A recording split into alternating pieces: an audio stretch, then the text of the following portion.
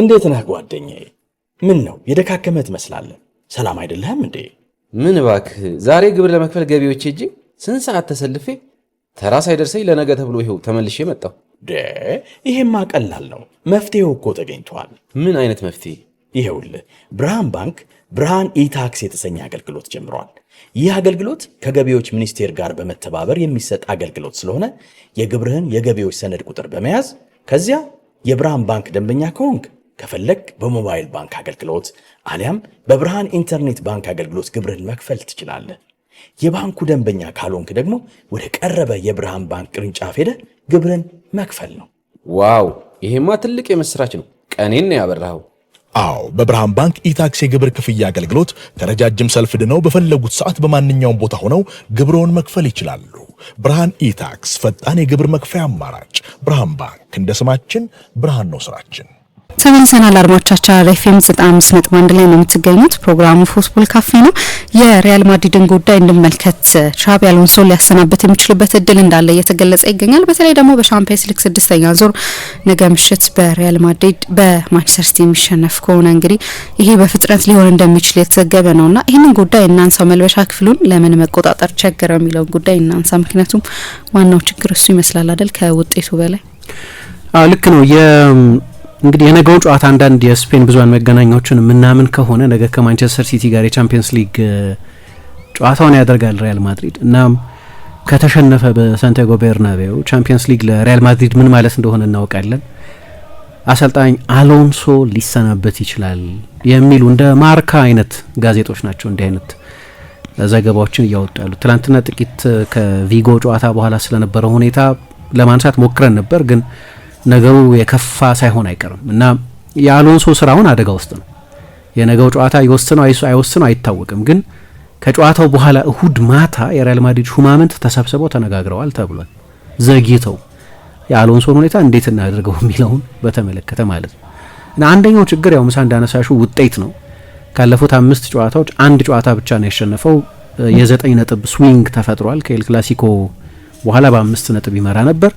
ከሴልታ ቪጎ ጨዋታ በኋላ 31 ቀን በኋላ ነው በሳንቲያጎ ቤርናቤው 6 ተከታታይ ጨዋታዎችን ከሜዳው ውጪ በላሊጋም በቻምፒየንስ ሊግም ካደረገ በኋላ ወደ ሜዳው የተመለሰው።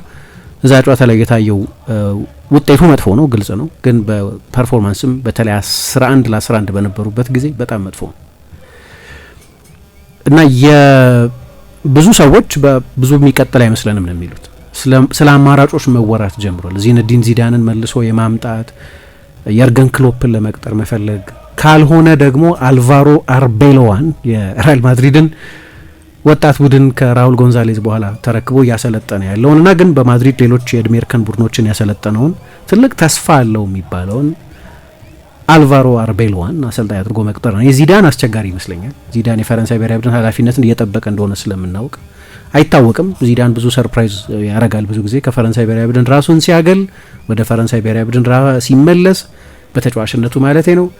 ከሪያል ማድሪድ መጀመሪያ ሲለቅ ሳይጠበቅ ነው እንደዚህ አይነት ውሳኔዎች ወስነ የነበረው። ስለዚህ አያደርገውም ልል አልችልም። ሪያል ማድሪድን እንደሚወድ እናውቃለን። ከፕሬዝዳንቱ ጋር ጥሩ ግንኙነት እንዳለው እናውቃለን። የርገን ክሎፕ ደግሞ ጊዜ መውሰድ ይፈልጋሉ። ራሳቸውን በቅርብ ጊዜ በነበራቸው አንድ ቃለ ምልልስ ላይ የየዕለት የክለብ ኃላፊነትን የመረከብ ፍላጎት ያላቸው አይመስሉም። ህይወትን በጣም እያጣጣምኳት ነው ብለዋል። እሳቸው የሬድቡል ዳይሬክተር ናቸው። ባለቤታቸው ጋር ከልጆቻቸው ጋር ጊዜ የሚሰጣቸው የስራ ኃላፊነት በመሆኑ ምክንያት የየዕለት ወጥሮ የሚይዝ የስራ ኃላፊነት ስላልሆነ ያንን ኢንጆይ እያደረጉት እንደሆነ ተናግረዋል። እና የማድሪድ ሴታፕም የሪያል ማድሪድ ባህልም ለክሎፕ አይነት አሰልጣኝ መሆኑን ምን እንጃ። አልቫሮ አርቤሎዋ ደግሞ በጣም ወጣት አሰልጣኝ ነው። በከፍተኛ ደረጃ ያልተፈተነ አሰልጣኝ ነው። በቴክኒካዊ እውቀቱ ጥሩ ነው ተብሎ ብዙ የሚደነቅ ቢሆንም እና አሁን ያሉት ዘገባዎች ሁሉ የሚጠቁሙት ከነገው ጨዋታ በኋላ ሊሆን ይችላል፣ ላይሆንም ይችላል። ግን አሎንሶ ረጅም ጊዜ ላይ ሰነበት ይችላል። የውጤቱ ጉዳይ ነው ትልቁ ጥያቄ። ከዛ የኤል ክላሲኮ ጨዋታ በኋላ ያለው የሪያል ማድሪድ ውጤት ግን ደግሞ ከዛ የኤል ክላሲኮ ጨዋታ በኋላ በሱና በቪኒሺየስ መካከል የተፈጠረው ስንጥቃት በጠቅላላው በመልበሻ ክፍል ውስጥ ያለውን ስሜት እና ትልልቆቹን የሪያል ማድሪድ ተጫዋቾች ለመቆጣጠር መቸገር ተደርጎ ታይቷል። ይሄ የሱ ስብስብ አይደለም። አሁን በቀደም በሴልታ ቪጎ ጨዋታ ላይ 15 ተጫዋቾች ተጠቅሟል። ተቀይሮ የገቡትን 4 ተጫዋቾች ጨምሮ ማለት ነው። እና ከአልቫሮ ካሬራስና ከጎንዛሎ ጋርሲያ በስተቀር 75 ደቂቃ ላይ ተቀይሮ ገብቶ ነው የተጫወተው። ሁሉም አምና በአንቸሎቲ ስር የነበሩ ተጫዋቾች ናቸው፣ በቀደም የተጠቀመባቸው ተጫዋቾች። ሪያል ማድሪድ በአሎንሶም ይሁን በአንቸሎቲ የአሰልጣኝነት ዘመን በእነዚሁ ተጫዋቾች ያሳያቸው ተመሳሳይ ችግሮች አሉ። የአማካይ ክፍሉ ከቶኒ ክሩስ መልቀቅ በኋላ እንደ ድሮ ጨዋታዎች ላይ ራሱን ኢምፖዝ ማድረግ የሚችል አይደለም። ቡድኑ በተደጋጋሚ ጠለቅ ብለው በሚከላከሉ ቡድኖች ይፈተናል። ፕሬሲንግ የለውም ጭራሽ። ቡድኑ ፕሬስ አያደርግም፣ ካደረገም በጣም ያልተናበበ የተሰበረ የፕሬሲንግ አይነት ነው። በቂ ኢንቴንሲቲ የለውም እና ልክ በአንቸሎቲ ዘመን እንደነበረው በመከላከል ስፍራ ላይ ተደጋጋሚ ጉዳቶች ተጫዋቾቹ አለባቸው። በቀደም ኤደር ሚሊታው የገጠመው ጉዳት እንደ ስፔን ፕሬሶች ዘገባ ለ4 ወር ገደማ ከሜዳ የሚያርቀው ነው።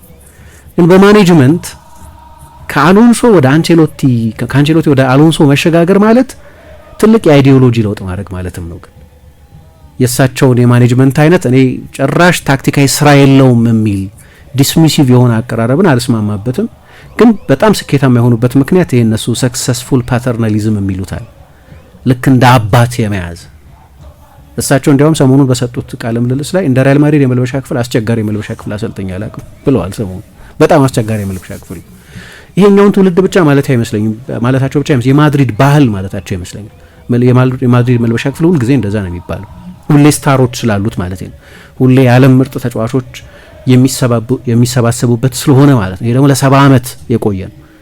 ትላንትና የመጣ በአንቸሎቲ ስር የጀመረ አይደለም። ግን አንቸሎቲ ሲዶርፍ፣ ጋቱሶ፣ ፒርሎ፣ ካካ፣ ማልዲኒ፣ ኮስታ ኩርታ፣ ሼቭቼንኮ፣ ኢንዛጊ አይነት ተጫዋቾች ያሉበትን ፍሎረንቲኖ፣ ሲልቪዮ ቤርሉስኮኒ ፕሬዚደንት የሆኑበትን የሚላንን ቡድን ያሰለጠኑ ናቸው። ከዛ መልበሻ ክፍል ያስቸግራል ይሄኛው የሚል አስተያየት ሰጡ። እኔ የዚህኛው ስብስብ ኳሊቲ ያንን የሚላን ስብስብ ኳሊቲ ይደርስበታል ብዬ የሚገርም ስብስብ ነው የነበረው። ትልልቅ ናቸው፣ ልምድ ያላቸው ናቸው፣ ትልልቅ ኢጎ ያላቸው ናቸው። ግን እንደዚህ ያስቸገረኝ የለም ብለዋል። እንደ ማድሪድ መልበሻ ክፍል የሚያስቸግር የለም ብለዋል። ግን ያንን እንደው እንግዲህ በተሳካለት ፓተርናሊዝም እንደ አባት ከተጫዋቾቹ ጋር አብሮ መደነስ ቢያስፈልግ አብሮ በመደነስ አብሮ ሲጋር ይዞ ሴሌብሬት ማድረግ ቢያስፈልግ ያንን ማድረግ አይነት የሚመስል በዛ ብቻ ነው ያሸነፉት አይደለም። ግን በጣም አስፈላጊ የማሰልጠን ብልሃታቸውን መልበሻ ክፍል መቆጣጠር መቻል። አሎንሶ ደግሞ መጣና ቲም ነው ይሄ የቡድን ጉዳይ ነው አለና ታክቲካል አፕሮች ይዞ መጣ። ለእንደዚህ አይነት አሰልጣኞች ደግሞ አልሰራም። የሪያል ማድሪድ ታሪክ የሚነግረን እሱ ከአንዳንድ ተጫዋቾች ጋር ያለው ግንኙነት ጥሩ አይደለምና በመልበሻ ክፍል ውስጥ ያለው ኦቶሪቲም ውሳኔዎች የመወሰን ስልጣንም በጣም እንደው ሰሚ ያላገኘ አይነት የሚመስል።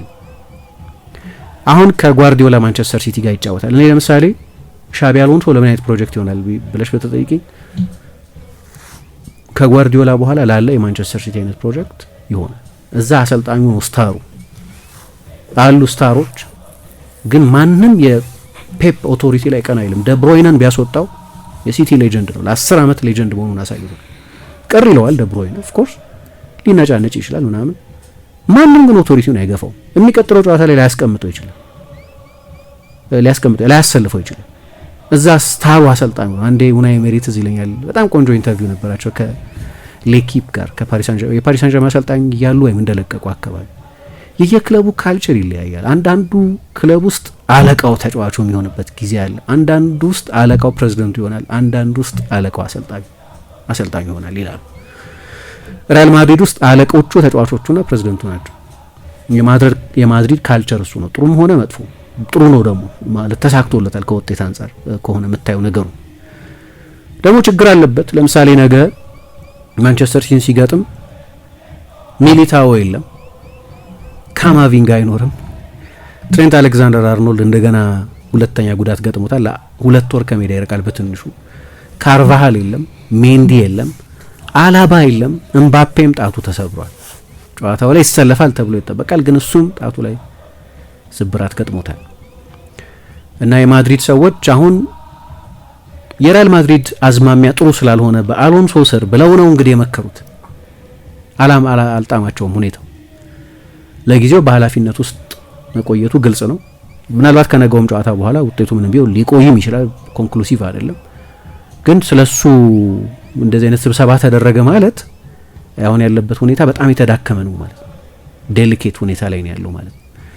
በተለይ ባለፉት ጥቂት ሳምንታት ሰዎች የተለያዩ መነሻ ነጥቦችን ይጠቅሳሉ እሱን በተመለከተ ስላሉ ጥርጣሬዎች። አንደኛው የሚነሳው በሊቨርፑል ተሸነፈ እና ሊቨርፑል ጥሩ ሁኔታ ላይ ባልነበረበት ጊዜ ነው ሪያል ማድሪድን ያሸነፈው። ሪያል ማድሪድ የላሊጋው መሪ ሆኖ ግን ደግሞ ፐርፎርማንሱ አምና ከነበረው ጋር በጣም የሚመሳሰል በጣም ደካማ ፐርፎርማንስ ነው። ፕሬሲንግ የሚባል ነገር አልነበረውም። በቂ ክሬቲቪቲ አልነበረውም። ብዙ ችግሮች የነበሩበት ፐርፎርማንስ ነው። ከዚያ ሁለት ተከታታይ ጨዋታዎች ላይ አቻ ተለያየ ከኤልቼ ጋር ከራዮ ጋር፣ ከዛ ቆይቶ ደግሞ ሶስተኛ ከጂሮና ጋር። በመሀል ኦሊምፒያኮስን ሲያሸንፍም የኦሊምፒያኮስ ሱይሳይዳል የሆነ ሃይላይን ነው እምባፔ 4 ጎል ያስቆጠረበት። ሜንዴሊባር አንስቸው ነበር የሜንዴሊባር ቡድን በዚህ አይነት ዲፌንሲቭ ብሎክ ይጫወታል የሚል ግምት አልነበረኝም ስል ነበር። እሱም ቢሆን እምባፔ ቪኒሽስ በደንብ ስፔስ ያገኙበት አጫወት ስለነበር ነው የሚሉ ነጥቦች ነበሩ እና ጥያቄዎች አሉ። አሁን ከአንዳንድ የቡድኑ ትልልቅ ተጫዋቾች ጋር በጣም የሚታወቀው ከቪኒሽስ ጋር የገባበት ግጭት ነው። ከቫልቬርዴ ጋር ቦታን በተመለከተ የቀይ መስመር ተከላካይ ሆኜ አልጫወትም ነው የመጫወት አልፈልግም የሚል አቋም ነበረው። ያንን እያከበረለት መሰለኝ ከሴልታ ቪጎ ጋር ራውል አሴንሲዮ ነው የቀይ መስመር ተከላካይ ሆኖ የተጫወተው።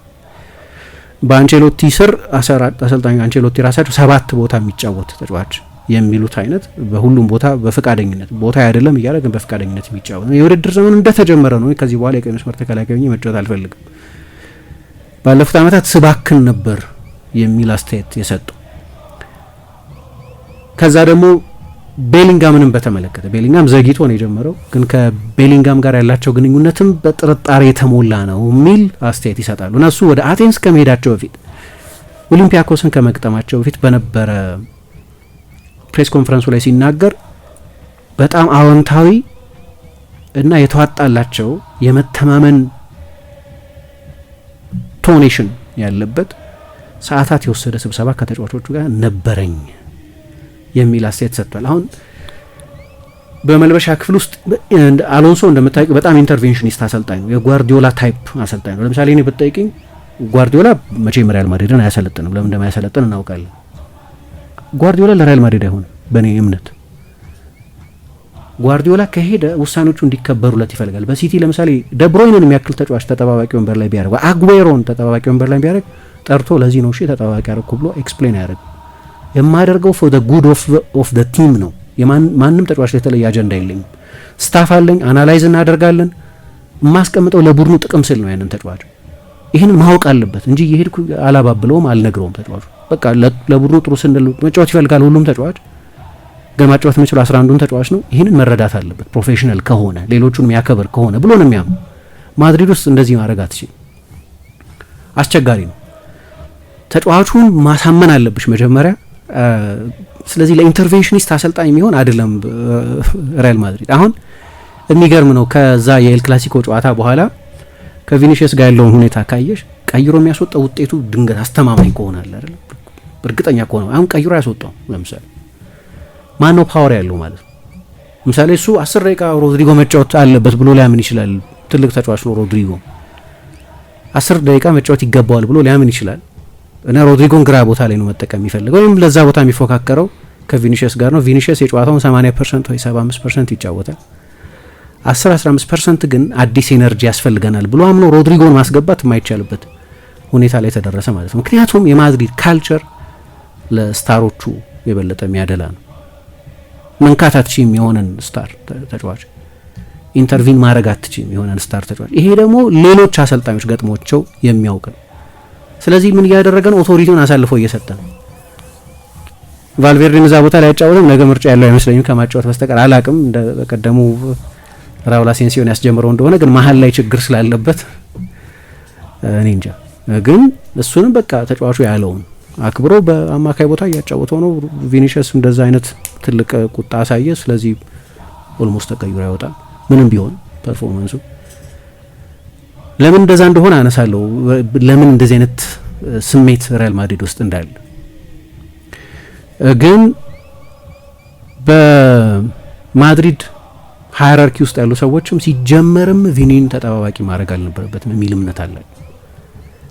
ሲጀመር እሱን ተጠባባቂ ወንበር ላይ ማስቀመጥ መጀመር የለበትም የሚል ተጫዋቹን የበለጠ ኢንደልጅ የማድረግ አቋም አለ ይላል ኤል ፓይስ። ለምሳሌ የማድሪድ ሰዎች እንደ አይነት አስተሳሰብ ነበራቸው። ሲጀመር ጥሩ ነበር የጀመረው። ከ13 ጨዋታ 12ቱን አሸንፎ ነበር የጀመረው። ከዛ የመጀመሪያ ጥያቄዎች ካስነሳው የማድሪድ ደርቢ በስተቀር አሁን ካለፉት 8 ጨዋታዎች 3ቱን ብቻ ነው ያሸነፈው እና ውጤት ካላመጣሽ ውሳኔዎችሽ የበለጠ ጥያቄ ምልክት ውስጥ መውደቃቸው አይቀርም። እኔ ግን የማድሪድ ችግር ለምሳሌ ኢንቴንሲቲ ብዙ ጊዜ አነሳዋለሁ። በአንቸሎቲም ስር የነበረው ችግር ነው። 5 የቻምፒየንስ ሊግ ጨዋታ አድርጓል ሪያል ማድሪድ እና በ5ቱም የቻምፒየንስ ሊግ ጨዋታዎች የተጋጣሚ ቡድን ከሪያል ማድሪድ የበለጠ ሮጧል። ካይራት ይሁን ሊቨርፑል አምናም ይሄ ትልቅ ችግር ነበር። በቀደም ለምሳሌ ምን አለ የሴልታ ቪጎን ጨዋታ በተመለከተ 11 ለ10 ከሆነ በኋላ ጥሩ ሆነ፣ ቢያንስ መሮጥ ጀመርን አለ። ቢያንስ መሮጥ ጀመርን። ልምምድ ሜዳ ላይ ይህንን ጨዋታ ለመጫወት ያቀርንበት ቴምፖ ይሄን አልነበር። በዚህ አይነት ቴምፖ ልንጫወት አልነበረም የገባነው። ቴምፖ የሚባል የለውም። ትላንት ሳነሳው ነበር። ያስገርማል በጣም። ከዛ ደግሞ አሁን እምባፔ ብቻ ነው ጎል የሚያስቆጥረው። እሱ ጎል ያላስቆጠረባቸው ጨዋታዎች 6 ብቻ ናቸው ከ21ዎቹ ጨዋታዎች። በተቀሩት 15 ጨዋታዎች ቢያንስ 1 ጎል አስቆጥሯል። በእነዚህ 6 ጨዋታዎች በሊቨርፑል ተሸንፈዋል፣ በሴልታ ተሸንፈዋል፣ በቫየካስ ከራዮ ጋር አቻ ተለያይተዋል፣ በኤልቼው ጨዋታ ላይ አቻ ተለያይተዋል። ግን ቪኒሺየስ 11 ጨዋታ ጎል አላስቆጠረም። ለምሳሌ የለፍት 11 ጨዋታዎች ላይ ጎል አላስቆጠረም። ባለፉት 9 ጨዋታዎች 1 አሲስት ነው ያለው። ለምሳሌ ቪኒሺየስ መቀመጥ አለበት። በፎርም ጉዳይ ከሆነ ምንም የሚያስቆርፍ ነገር የለውም። 11 ጨዋታ ተጫውቶ ምንም ጎል ካላስቆጠረና በ9 ጨዋታ 1 አሲስት ከሆነ የሚሰጠው ለሮድሪጎ እስቲ አንድ ጨዋታ እድል ልስጠው ማለት ችግር አይመስለኝም። ግን የማድሪድ ካልቸር ያንን የሚፈቅድ አይደለም። ለምን ይሄንን እንደምል ግን ላንሳ። ለምሳሌ ከጥቂት ጊዜያት በፊት የዛሬ 7 ዓመት ገደማ ምን ሆኖ ነበር መሰለሽ? ሪያል ማድሪድ አንድ አሰልጣኝ ለመቅጠር ወሰነ እና ያ አሰልጣኝ አንቶኒዮ ኮንቴ ነበር። በእኔ ግምት ለሪያል ማድሪድ መቼም ከማይሆኑ አሰልጣኞች አንደኛው አንቶኒዮ ኮንቴ። ከአሎንሶ ጋር በስታይል በጣም ይለያያል፣ ግን እንደ አሎንሶ ኢንተርቬንሽኒስት ነው። እሱ በህብረት የሚጫወት ቡድን መገንባት የሚፈልግ ነው። አንዳንዴ ከስታሮች ጋር ይጋጫል በዚህ አቋሙ የተነሳ። ስለዚህ ከሪያል ማድሪድ የስታር ሲስተም ጋር የሚሆን አሰልጣኝ አይደለም። ከዛ የማድሪድ ሰዎች ተስማሙ ከጁሊያን ሎፔቴጊ መሰናበት በኋላ እሱን ለመቅጠር። ግን ፔሬዝ ይህንን ውሳኔ በቴክኒካዊ ውሳኔዎች ከወሰኑ በኋላ የክለቡን ዋና ተጫዋቾች ያኔ ሮናልዶ ለቋል፣ ግን ራሞስ አለ፣ ክሩስ አለ፣ ቤንዜማ አለ፣ ሞድሪች አለ፣ ካሰሜሮ አለ፣ ቫራን አለ፣ ሌሎችም ትልልቅ ተጫዋቾች ነበሩ በዚያ ጊዜ። እነዚህን ላማክራሉ። አሰልጣኝ ማን ይሾም የሚለውን ጉዳይ በተመለከተ ተጫዋቾች ግባት አላቸው እና ተጫዋቾቹ አንፈልግም አሉ። እንዲያውም ራሞስ በኤል ክላሲኮ ጨዋታ ከተሸነፉ በኋላ ምን አለ? ሁልጊዜ እንደምናገረው መከበርን እርን ማድረግ አለብህ፣ ማግኘት አለብህ እንጂ መተህ ኢምፖዝ ልታደርግ አትችልም። ሪያል ማድሪድ ውስጥ ለሪያል ማድሪድ የመልበሻ ክፍል ማኔጅመንት ከቴክኒካል እውቀት በላይ በጣም አስፈላጊ ነው የሚል አስተያየት ሰጠ። ስለ አንቶኒዮ ኮንቴ ነው ተጫዋቹ እንደ አይነት አስተያየት የሰጠ። ማንም ተጫዋች የሆነ ክለብ ሊሾመው የተስማማበትን አሰልጣኝ በተመለከተ በግልጽ እንደ አይነት አስተያየት ሲሰጥ አትሰሚም። እና ያ ውሳኔ ተቀለበሰ፣ ቬቶ ተደረገ። የሪያል ማድሪድ አሰልጣኝ ሳይሆን ቀረ። ለነገሩ ሰዎች ምን አሉ? ፍርሃት ነበረው። ይሄ የመልበሻ ክፍል ይታዘዝልኛል ወይ የሚል ፍርሃት ነበረው። አሁን ከምን መጣ የሚለው ግን ከታሪክ መጣ የሚል መልስ ይሰጠዋል። ከ1953 ጀምሮ መጣ የሚል መልስ አለው። 1953 ላይ በሪያል ማድሪድ ታሪክ ውስጥ ትልቁ የጥፋት ነጥብ ነበር ለሪያል ማድሪድ ሰዎች፣ ለሪያል ማድሪድ የረጅም ዘመን ደጋፊዎች። የአልፍሬዶ ዲ ስቴፋኖን ቦታ የሚቀናቀል ሌላ ተጫዋች የለም። በስታቲስቲካል በዋንጫዎች ምናምን አሉ ብዙ ትልልቅ ተጫዋቾች። በታሪካዊ ሲግኒፊካንስ ግን ምሳ ከ1953 በፊት ሪያል ማድሪድ 2 ዋንጫ ነበር። 123 ዓመቱ ነው ሪያል ማድሪድ በታሪኩ 2 የላሊጋ ዋንጫ ብቻ ነው ነበር። ያቺ ትልቅ ጀንክቸር ነበረች። ሳንቲያጎ ቤርናቤው ፕሬዝዳንት ሆኑ። በዛ አመት ከባርሰሎና ጋር ታሪካዊ በሆነ ፉክክር ተፎካክረው አልፍሬዶ ዲ ስቴፋኖን የሪያል ማድሪድ አሰልጣኝ አድርገው ሾሙት። ቤርናቤው ከ10 ዓመት በፊት የመጀመሪያው ሁለት የዓለም ጦርነት ከማብቃቱ በፊት ነው የሪያል ማድሪድ ፕሬዝዳንት የነበሩት። ሪያል ማድሪድ ግን የማያሸንፍ ብዙ የማሸነፍ ታሪክ ከሌለው ቡድንነት ወደምናቀው ሀያልነት የተሸጋገረው ከአልፍሬዶ ዲ ስቴፋኖ መሾም በኋላ። ከዛ ራሳቸው ሳንቲያጎ ቤርናቤው በጣም ትልቅ አሻራ ያሳረፉበት አሁን ቻምፒየንስ ሊግ የሚባለው በቀድሞ መጣሪያው ዩሮፒያን ካፕ የሚባለው ውድድር ተመሰረተና ከ1955 ጀምሮ እስከ 1960 ድረስ የመጀመሪያዎቹን 5 ውድድሮች ሪያል ማድሪድ አሸነፈ እና በነዛ ዘመናት ስለነበሩ የሪያል ማድሪድ አሰልጣኞች ማንም ሰው ሲጠቅሰም ይቻላል አይጠቀስም ጭራሽ። የተጫዋቾቹን ስም ነው የምንጠቅሰው። ራሱ ዲ ስቴፋኖ፣ ፑሽካሽ፣ ዤንቶ፣ ኮፓ እያልን የምንጠቅሰው እንጂ አሰልጣኞች አንጠቅስም። የአሰልጣኞቹ ድል ተደርጎ አይቆጠርም። በነዛ 5 ዓመታት 5 የተለያዩ አሰልጣኞች ነበሩት ሪያል ማድሪድ ተጫዋቾቹን ያመጡት የሚል ኮንሰንሰስ ነው ያለው። ኤንሪኬ ፈርናንዴዝ የሚባሉ አሰልጣኝ ነበሩ መጀመሪያ። ሆሴ ቪያሎንጋ የሚባሉ አሰልጣኝ ነበሩ። ከዛ ሌላ ሉዊስ ካርኒሊያ የሚባሉ አርጀንቲና አሰልጣኝ ደግሞ ነበሩ። ሚጌል ሙኞዝ እንደገና ኃላፊነት ተረከቡ። እንደገና ሉካስ ካርኒሊያ ተመልሰው መጡ። ማኑኤል ፍሌይታስ የሚባሉ አሰልጣኝ የመጨረሻውን ቻምፒየንስ ሊግ አሸነፉ። 5 የተለያዩ አሰልጣኞች ናቸው 5ቱን ቻምፒየንስ ሊግ ያሸነፉት እና ያ ድል የአሰልጣኞቹ ድል ተደርጎ አይደለም የሚታየው፣ የእነ ዲ ስቴፋኖ ድል ተደርጎ ነው የሚታየው። ራሱ አልፍሬዶ ዲ ስቴፋኖ ሉት ኢን ላ ሊጋ የሚል መጽሐፍ አለ፣ ሲግሎ መጽሐፍ ማኔጀር ኦን ዘ ፒች የሚባል የሜዳ ውስጥ አሰልጣኝ ነው የሚባል። ግን ሰዎች እንደሚናገሩት የእሱ ተጽዕኖ ወደ ሜዳ ሲሻገር ያለችዋን ነጭ መስመር ካለፈ በኋላ ሜዳ ውስጥ ያለ ጉዳይ ማኔጅ በማድረግ ብቻ ሳይሆን ከድሬሲንግ ሩም እስከ ቦርድ ሩም ድረስ ተጽዕኖ የነበረው ሰው ነው ይባላል። አልፍሬዶ ዲ ስቴፋኖ እስከ ህልፈቱም ድረስ የሪያል ማድሪድ የክብር ፕሬዝዳንት ነበር እስከ ቅርብ ጊዜ ድረስ እና ዲ ስቴፋኖ የማድሪድ ካልቸርና አይደንቲቲን የመሰረተ ሰው ተደርጎ ይታያል። ለምሳሌ አሁን የምናውቀው እንደ ምባፔ አይነት ግሎባል ስታሮችን ማስፈረም ያኔን የተጀመረው ሪያል ማድሪድ ከዛ በፊት አያደርገውም ነበር። 2 ታሪኮች አሉ በዛ ጊዜ የማድሪድ ከዛ በኋላ ለቀጠሉት ዓመታት መታወቂያ ሆነው የቀጠሉ 2 ታሪኮች አሉ። አንደኛው ራሱን በአውሮፓ እልቅና እንዲያይ ያስቻለው የዩሮፒያን ካፕ ስኬቱ፣ ሁለተኛ ያኔ ያመጣቸው የውጭ ሀገራት ከዋክብት ሁለቱ እና የዛ ሰው የዲ ስቴፋኖ ስኬትን ተከትሎ ራሱ ሲናገር ምን አለ አንድ የግል ታሪክ መጽሐፉ ላይ እኔ ሮቦት አልነበርኩም ማለት ሮቦት አልነበርኩም፣ ራሴ ነበር መፍትሄ የምፈልገው፣ ሜዳ ውስጥ ብዙ እናገር ነበር። አሁን አሰልጣኞች እንደ ጦር ሚኒስትር እና እንደ ውጭ ጉዳይ ሚኒስትር ሆነው ሳያቸው ይገርመኛል።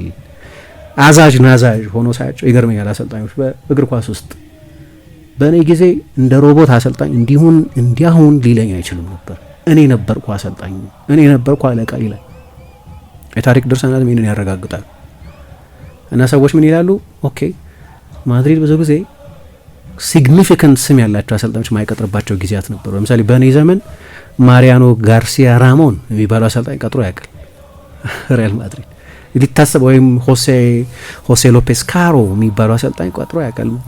የማኔጀሪያል ኖበዲስ የሚባሉ ናቸው እነዚህ፣ ማንም የማያውቃቸው አይነት ናቸው። ምክንያቱም የአሰልጣኝ ሚና ኢንሲግኒፊካንት ነው፣ ያን ያህል የጎላ ነው ተብሎ ስለማይታሰብ፣ የጎላ እንዲሆንም ስለማይፈልግ አሰልጣኝ በቃ የሆነ ትልቅ ኃላፊነት ያለ። አሁን ካሮ ለምሳሌ አርሰናልን 2006 ላይ ሪያል ማድሪድ ሲገጥም አሰልጣኝ የነበሩት እሳቸው ናቸው፣ ሎፔስ ካሮ።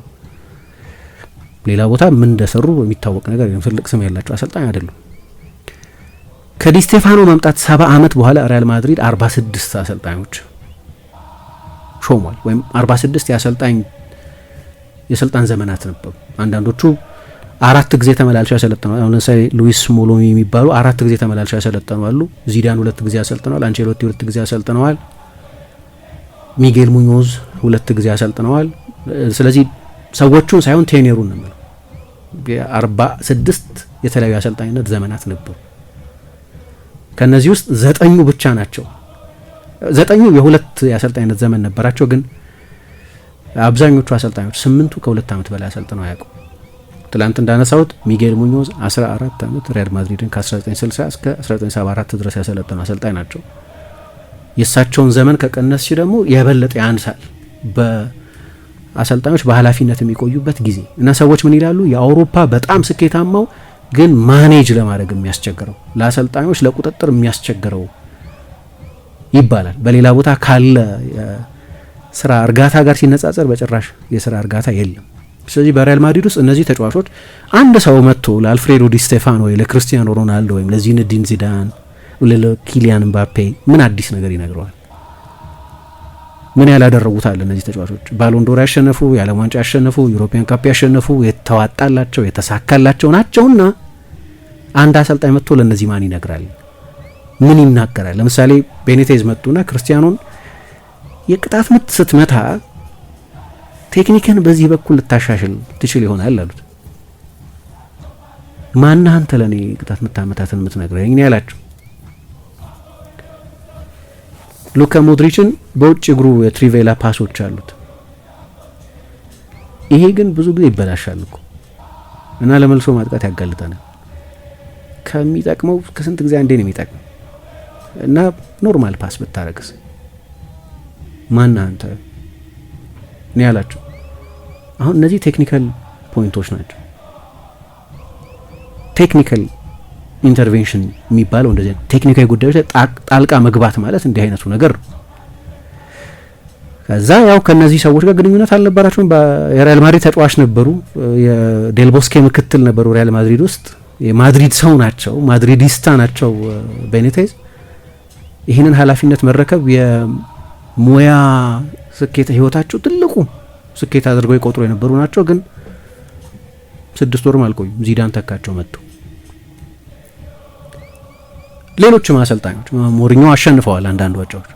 ግን ሞሪኞ ከሮናልዶ ጋር ይነጋገሩ ነበር። ግንኙነታቸው አሁን ድረስ ጥሩ አይደለም ከክርስቲያኖ ጋር። ጆዜ ሞሪኞ አንድ ሪቻርድ ፊትስ ፓትሪክ የሚባል ጸሐፊ አለ ባርሰሎና ከተማ ውስጥ የሚኖር እና ስለ ሁለቱ ቢፍ አንድ በጣም ረጅም አርቲክል ጽፎ ነበር። እንግዲህ የሁለቱም ወኪል አንድ ነው፣ ጆርጅ ሜንዴዝ። ለማሸማገር ያልተደረገ ጥረት አልነበር። የሆነ ጊዜ ክርስቲያኖ ጎል አስቆጠረና ከሞሪኞ ጋር አይነጋገርም ጭራሽ። he was not on speaking terms። ይጫወታል ግን እና ያው ሁለት ትልልቅ ፐርሶናሊቲዎች ናቸው። አስቸጋሪ ነው ለሳቸው። ከራሞስ ጋር ግንኙነታቸው ጠው የሆነ ጊዜ ኦዚልን ቤንች ሲያደርጉት ከውስጥ የኦዚልን መለያ ለብሶ ነው የገባው ሴርጂዮ ራሞስ። ሪቮልት ነው ይሄ አሰልጣኙ ላይ። የአሰልጣኙ ውሳኔ ከመቃወም በስተቀር ምን ትርጉም ትሰጪዋለሽ? የኦዚልን መለያ ከውስጥ ለብሶ የራሞስ ሚሊዮን ከላይ ለብሶ ምናምን ገባ ሜዳ ውስጥ ማለት። እንዲህ አይነት ካልቸራል እንደ ሞሪኞ አይነት አይረን ፊስ አሰልጣኝ ሳይቀር ለመቆጣጠር በጣም ይቸገሩ። እንዲያውም ሰዎች ምን ይላሉ? ሞሪኞ ከዛ በኋላ አይናቸው ስር ያለችዋ ትዊንክል ጠፋች ይላሉ። ሞሪኞ እንደዛ አልነበሩም፣ ፕሌይፉል ነበሩ። በቼልሲ የምናውቃቸው በኢንተር የምናውቃቸው ምናምን። ከዛ በኋላ ግን መራር ሰው ሆኑ እና ያ ኤክስፒሪየንስ ነው ሁለተኛውን የሞሪኞን ቨርዥን የሰራው ይባላል። በጣም የጎዳቸው ኤክስፒሪየንስ ነው የሪያል ማድሪድ የመልበሻ ክፍል ኤክስፒሪየንስ። ከካሲያስ ጋር ግንኙነታቸው ጥሩ አልነበረም። በኋላ ቦታውን ያፈራረቁት ነበር ከአንድ ሎፔዝ ከሚባል ግብ ጠባቂ ጋር፣ ከብዙ ተጫዋቾች ጋር። ሞሪኞ ደግሞ ግን ኢንተርቬንሽኒስት ናቸው፣ ስትራቴጂስት ናቸው። ሞሪኞ ጥሩ ናቸው ማኔጅመንት ላይ የትኛዋን በኋላ ከአዲሱ ትውልድ ጋር እየሰራ አልመጣለ እንጂ የሆነን ተጫዋች ለምሳሌ አንዳንዱን ተጫዋች አቢዩዝ ማድረግ በሚመስል ሁኔታ ሊሆን ይችላል የሚያነቃቁት። ሴስክ ፋብሪጋስ ደግሞ ለምሳሌ ዩኒየል ማንም አይደርስብህም በሚል ሊሆን ይችላል የሚያነቃቁት። የተለያየ ነው። የማን ማኔጅመንት ችሎታ አላቸው፣ ግን ኢንተርቬንሽኒስት ናቸው። የእሳቸው ቡድን አለቃ ጆዜ ሞሪኞ ነው የሚሆኑት። ሪያል ማድሪድ ውስጥ ግን ራሳቸውን መሆን አልቻሉ። እንዲያው የሚሻለው የእሳቸው ላሊጋ አሸንፈዋል። ከዛ ታሪካዊ የባርሰሎና ቡድን በልጠው አንድ ላሊጋ ወስደዋል። የሚሻለው እሱ ነው እና ብዙ ነጥብ በ100 ነጥብ የደረሰ ሬከርድ ጎል ያስቆጠረ ቡድን ሰርተዋል። ልክ እንደ ቤኒቴዝ ፌለር ማይሆነው ለዚህ ነው። ግን ለሎፔቴጊ አሁን ደግሞ ለአሎንሶ ያለው አይነት ችግር ወይ ለሌሎችም አሰልጣኞች በጣም አስቸጋሪ ካልቸር ያለበት ነው እና የማድሪድ አሁን የፓወር ዳይናሚክስ ደግሞ አሁን ያለበት ሁኔታ ደግሞ በቀደም ደግሞ ኮሪገን የሚባል አንድ ጸሐፊ ሲጽፍ ከዓለም 10 ውድ ተከፋይ ተጫዋቾች 3ቱ የሪያል ማድሪድ ተጫዋቾች ናቸው። እምባፔ 4ኛ ነው 72 ሚሊዮን ፓውንድ፣ ቪኒሽስ 6ኛ ነው፣ ቤሊንጋም 9ኛ ነው። እነዚህ አሁን ቪኒሽስ ባሎንዶር ማሸነፍ ነበረበት የሚል ክርክር ይቀርብለት የነበረ ነው። እምባፔ አላቅም እስካሁን ድረስ እንዴት ባሎንዶር እንዳላይ ማለት የሆነ አመት ላይ ማሸነፍ ነበረበት ምለው አመት አልነበረም፣ ግን ለዛው ቅርብ የነበረ ተጫዋች ቶፕ 5 ቶፕ 3 ምናምን የሚጨርስ ተጫዋች እምባፔ። ቤሊንጋም 3ኛ ሆኖ ጨርሶ ያውቃል። በጣም ትልልቅ ተጫዋቾች ናቸው፣ ግን ከነ ፑሽካሽ ዘመን የበለጠ ደግሞ አሁን አስቸጋሪ ነው። ምክንያቱም ተጫዋቾች አሁን ራሳቸውን የቻሉ ኢንስቲትዩሽኖች ናቸው፣ እንደ ድሮ አይደሉም። ለምሳሌ ለግንኙነቶች እንዴት አስቸጋሪ እንደሆነ የምታውቂው የቪኒሽስ ወኪል ታሲሎ ሱዋሬስ ይባላል። ከሪያል ማድሪድ ዳይሬክተር ጋር ከዩኒ ካለፋት ጋር ሁሉ ጊዜም ኤስፕሬሶ ሲጠጡ የሚታዩ ናቸው፣ የቅርብ ጓደኞች ናቸው። ስለዚህ በአሎንሶ የሚከፋ ከሆነ በቀጥታ ለካለፋት ነው የሚነግረው። የቪኒሽስ ተጽዕኖ የአሎንሶ ውሳኔዎች ላይ ቀጥተኛ ነው። ባለፈው ቀጥታ ወደ ቢሮ ሄዶ አልፈርምም አዲስ ኮንትራት ማይፈርመው በአሎንሶ ብቻ አይመስለኝም፣ በሚከፈለው ገንዘብም ላይ ልዩነት ነበረው። ኤምባፔ ገንዘብ ይከፈለኝ ይላል እንደዚህ ይላል ይባል ነበር። ግን አሎንሶ ያለ አይነት አስተያየት ነው የሰጠው። ግን በጣም አንድ ጠቃሚ ነጥብ ያነሳል። ለምሳሌ የሮድሪጎና የቤሊንጋም አባቶች የቤሊንጋማ የጆብ ቤሊንጋም አባት ሁሉ ሄዶ እኮ የቡንደስሊጋ የመጀመሪያ ሁለተኛ ጨዋታ እንደተደረገ ሜቢ ሪያል ማድሪድ ለምዶ ሊሆን ይችላል። ለምንድነው ልጅም አይጫወትም? ሄዶ ለኒኮኮ አይጫወትም ማለት ምን ነኝ አሰልጣኝ አይጫወትም ይችላል። ጆብ ቤሊንጋም ብዙ ጊዜ አይጫወትም። ዶርትሙንድ ውስጥ አለቃው አሰልጣኝ ነው። ለምንድነው ማታጫወቱት? ለምንድነው እንደዚህ የተከላከልከው ምናምን አለው እንጂ ጨውር ኮሪደር ላይ ሄዶ እና ሴባስቲያን ኬል ድሮ የስፖርት ዳይሬክተሩ ዞር በል በዚህ ጋር ብሎ ከኮሪደሩ ላይ ወሰደው። ቀጥታ መልበሻ ክፍል ሊገባ ነበር የጆብ ቤሊንጋም የጁድ ቤሊንጋም አባት እና በቀጥታ ወደ አንሄል ሳንቼዝ ወደ ዩኒ ካለፋት ነው ስልክ የሚደውሉት ሰዎች ራሳቸው። አንቼሎቲ እኮ አኳይርድ ሊደርሺፕ የሚለው መጽሐፋቸው ላይ እንዳሉት ቤሊ እየተጫወተ አልነበረም በሳቸው የመጀመሪያ አሰልጣኝነት ዘመን እና ኩርፏል የተጫወተ ወይ የሚፈልግበት ቦታ እየተጫወተ ስላልነበር እና በቀጥታ ስቲቭ ባርኔት ነው የሚባለው የተጫዋቹ ሰሞኑ እንዲያውም በኤፍኤ ምርመራ እያደረገበት እና ስቲቭ ባርኔት በቀጥታ ወደ ፔሬዝ ነው ሄደው። ለምንድነው ደንበኛ የማይጫወተው ሊል አሰልጣኙ ትሬስፓስ አድርገው ማለት ነው። ማድሪድ ውስጥ እንዲህ አይነት ካልቸር አለ። ግን ምን ይላል ኢንስቲትዩሽኖች ናቸው። ለምሳሌ ቪኒሽስ ለብቻው 25 ስታፍ አለው፣ ካምፓኒ ነው። ቪኒሽስ ሲነጋገር አንድ ተጫዋች አይደለም ከሪያል ማድሪድ ጋር የሚነጋገረው፣ አንድ ካምፓኒ ከሌላ ትልቅ ካምፓኒ ጋር ነው የሚነጋገረው። 25 ስታፍ አለው፣ ማኔጀር፣ 2 ረዳት ማኔጀሮች፣ የሶሻል ሚዲያ ማኔጀር፣ የግል ሹፌር ምናምን። ከዛ በቻሪቲው ላይ ደግሞ እንደዚሁ ብዙ ሰዎች ብራዚል ውስጥ በቻሪቲ የሚሰሩ ሰዎች አሉ። ሶ ቪኒሽስ በሪያል ማድሪድ ያለው ሁኔታ፣ ኤምባፔ በሪያል ማድሪድ ያለው ሁኔታ፣ ኤምባፔ ራሱ ክለብ ያለው እኮ ሰው ከሆነ የሚባል ክለብ አለ፣ ባለጠጋ የሀብታም ሰው ነው። ከማድሪድ ጋር ስትነጋገር እሱን ቤንች ማድረግ ማለት ከሆነ ካምፓኒ ጋር ያለ የስራ ግንኙነት ማበላሸት ማለት ነው። ስለዚህ ከነ ዲ ስቴፋኖ ዘመንም የበለጠ ኢምቦልደንድ ናቸው ተጫዋቾቹ እና ለአሰልጣኞች በጣም ውስብስብ ነው በሪያል ማድሪድ በተለይ የአሎንሶ አይነት አሰልጣኝ መሆን። ዚዳን ቃሉ ፓወር አለው። ስቴዲየም ውስጥ የሪያል ማድሪድ ታሪካዊ ጎሎች ሲታዩ ያ በሃምደን ፓርክ ሌቨርኩዘን ላይ ያስቆጠረው ጎል የሚታዩ ነው። ስለዚህ ዚዳን ወዝ ራሱ የሜጋ ስታር የሆነን ተጫዋች አስቀምጣለሁ ምናምን ሲለው ከስልጣን ነው የሚነሳው። አሎንሶ ደህና ተጫዋች ነበር፣ ግን ዚዳንን አልነበረም። እሱ ትልቅ ተጫዋች ነበር፣ ግን ሱፐርስታር ነበር አይመስለኝም። እና በጣም ከባድ ሁኔታ ውስጥ ያለ ይመስላል። በኃላፊነት ባይቆይ ብዙ የሚገርም አይደለም። አሁን ዋናው በኃላፊነት የማይቆይበት ምክንያት የስራ ጉዳይ ብቻ አይመስለኝም። መጥፎ ወራት ታሳልፊያለሽ ያለ ነገር ነው። ግን እሱ የሚፈልገውን በሃይ ቴምፖ በላይኛው የሜዳ ክፍል ፕሬስ በማድረግ እንደ ቡድን የቡድን ኤቶ በማሳየት ሪያል ማድሪድ ውስጥ ስኬታማ መሆን የማድሪድ ታሪክ የሚፈቅደው አይመስለኝም። እና ጊዜው ቢያልቅ ሰዓቱ ቢቆጥር የሚያስገርም አይደለም። እንዴት ነህ ጓደኛዬ? ምን ነው የደካከመ ትመስላለህ። ሰላም አይደለህም እንዴ? ምን እባክህ፣ ዛሬ ግብር ለመክፈል ገቢዎች ሄጄ ስንት ሰዓት ተሰልፌ ተራ ሳይደርሰኝ ለነገ ተብሎ ይኸው ተመልሼ መጣሁ። ይሄማ ቀላል ነው፣ መፍትሄው እኮ ተገኝቷል። ምን አይነት መፍትሄ? ይኸውልህ ብርሃን ባንክ ብርሃን ኢታክስ የተሰኘ አገልግሎት ጀምሯል። ይህ አገልግሎት ከገቢዎች ሚኒስቴር ጋር በመተባበር የሚሰጥ አገልግሎት ስለሆነ የግብርህን የገቢዎች ሰነድ ቁጥር በመያዝ ከዚያ የብርሃን ባንክ ደንበኛ ከሆንክ ከፈለግ በሞባይል ባንክ አገልግሎት አሊያም በብርሃን ኢንተርኔት ባንክ አገልግሎት ግብርህን መክፈል ትችላለህ። የባንኩ ደንበኛ ካልሆንክ ደግሞ ወደ ቀረበ የብርሃን ባንክ ቅርንጫፍ ሄደህ ግብርህን መክፈል ነው። ዋው! ይሄማ ትልቅ የምስራች ነው።